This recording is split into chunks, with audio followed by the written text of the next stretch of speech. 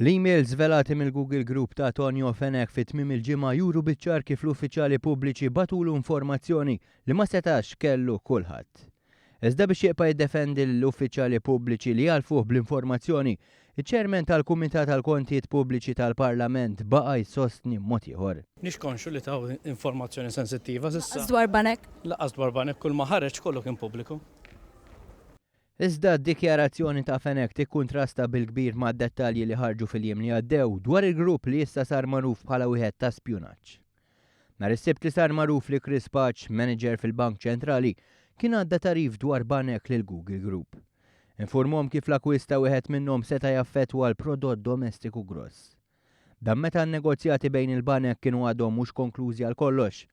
Il-ħadd kien żvelat kif Carlos Kamenzuli, manager l-NSO, kien għadda informazzjoni lil grupp dwar diskussjonijiet li kienu għaddejja bejn l-NSO u l-Eurostat. Dan dwar djun tal-korporazzjonijiet nazzjonali.